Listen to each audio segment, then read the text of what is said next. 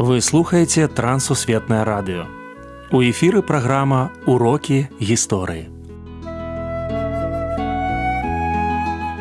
Запрашаем у падарожжа падзей, асоб і фактаў. Вучыцеся разам з намі.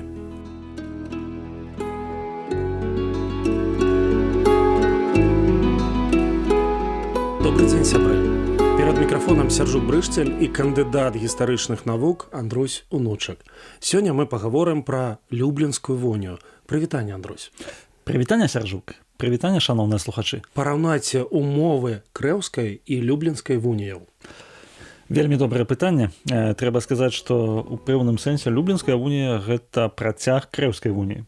Але умовы былі розныя. Калі казаць пра крэўскую вунію, то там былі умовы, якія прадугледжвалі тое, што Вялікае княства Літоўскае, яно будзе злучана з каралеўствам польскім. Такое слова лацінскае «аплікаре». І вось даследчыкі да гэтага часу там спрачаюцца, што значыць аплікаре. Там некаторыя тлумачаць, што далучана, прыяднана, нейкія кажуць, што было проста там злучана, нехта кажа, што былі аб'яднаны, што ў той час азначала это лацінскае слова. Аднак па факце мы бачым, што не адбылося нічога. Гэта існавалі два асобныя, абсалютна асобныя, часам нават варожыя паміж сабой у часы там Вітаўта ці Свідрыгайла дзяржаўныя арганізмы. А ўжо паводле умоваў люблінскай вуніі Вялікае княства Літоўскае і каралеўства польскае аб'ядноўваліся ў адну рэспубліку. Рэспубліка, слова на старабеларускай мове рэч паспалітая двух народаў. Таму, канешне, трэба сказаць, што ёсць дынастычная унія, крэўская, там, дзе былі проста злучаны дынастыі. Адна дынастыя была і ў Польшчы, і ў Вялікім княстве Літоўскім, а тут ужо міждзяржаўная, то бок самі дзяржаўныя арганізмы, яны уступілі ва ўзаемадзеянне. Вось у гэтым і розніца. Хто быў ініцыятарам люблінскай вуніі? Кіраўніцтва Польшчы, якое, у прынцыпе, скарысталася аслабленнем Вялікага княства Літоўскага ў ходзе інфлянскай вайны. 1563 год, калі войска маскоўскага цара Івана IV захапіла Полацак і Полатчыну і пачало прасоўвацца ўглыб Вялікага княства Літоўскага. Вось у гэты час, канешне, адбыліся найбольш такія сур'ёзныя захады на тое, каб заключыць вось гэтую міждзяржаўную унію. І палякі, безумоўна, хацелі заключыць унію на сваіх умовах.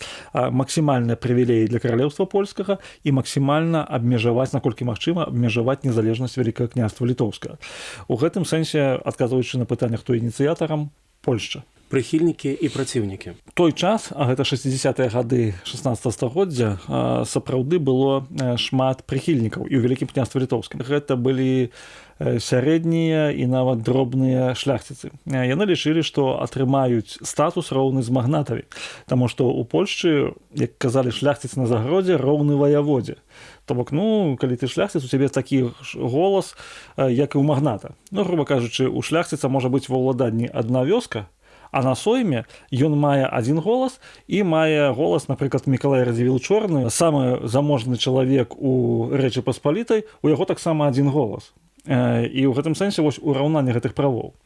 А праціўнікамі уніі былі магнаты і ў першую чаргу магнаты-пратэстанты. Гэта Мікалай Радзівіл Чорны, а пасля яго смерці ў 1565 годзе Мікалай Радзівіл Руды.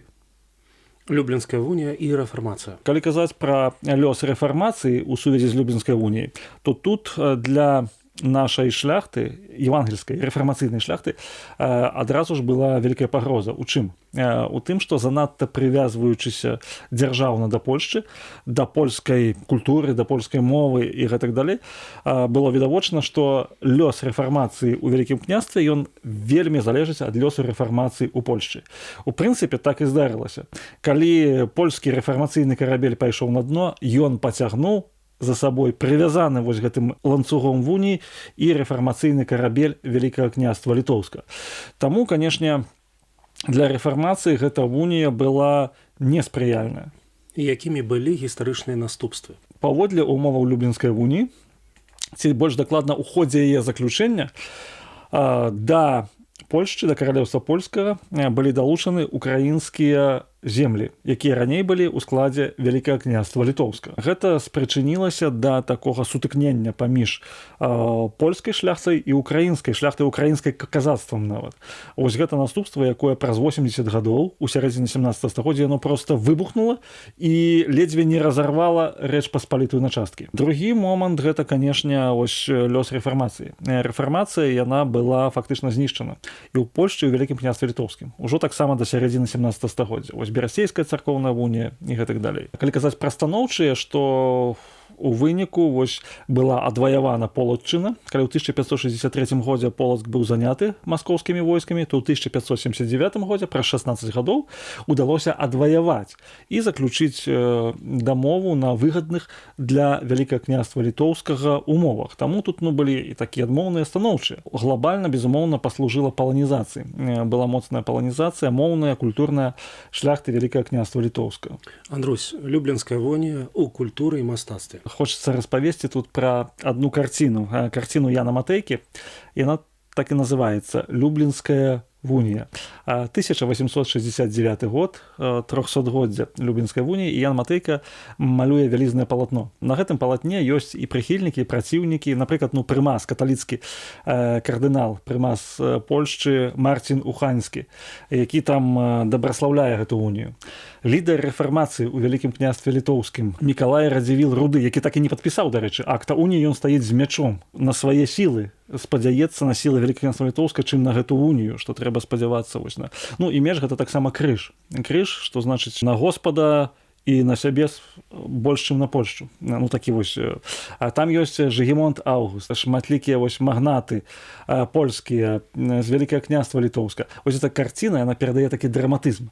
Вельмі цікавы яе лёс, што ў час Другой сусветнай вайны з Кракава немцы яе скралі і перавезлі ў адну нямецкую вёску. Яна доўгі час проста яе захоўваліся і думалі, што страчаная.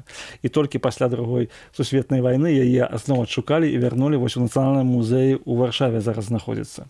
А таксама трэба сказаць, што 1869 год гэта час пасля паўстання 1863 году, і у Вялікім княстве Літоўскім, на тэрыторыі былога Вялікага княства Літоўскага і на тэрыторыі былога Польскага каралеўства былі арганізаваныя супольныя святкаванні гэтай вуніі, якая у прынцыпе паказвала, што вось традыцыя супольнай барацьбы народаў Рэчы Паспалітай за сваю свабоду яна захавалася. Гэта былі падпольныя святкаванні, і ў большасці сваёй яны праводзіліся ў касцёлах, такія вось патрыятычныя рэлігійныя святкаванні.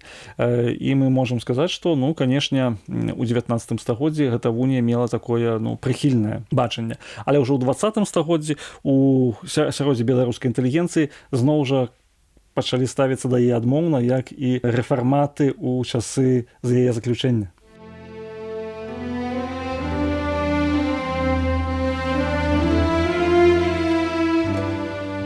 Наступствы люблінскай вуніі. Пазітыў. Магчымасць на працягу 2 стагоддзяў адбівацца ад ворагаў. Негатыў. Паланізацыя і крызіс беларускай культуры. Вынік. Ідэальных рашэнняў не існуе.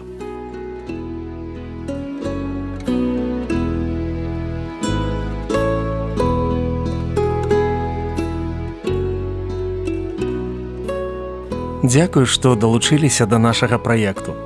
Калі ў вас ёсць пытанні, пішыце, каля ласка, на адрас Трансусветнае радыё, урокі гісторыі.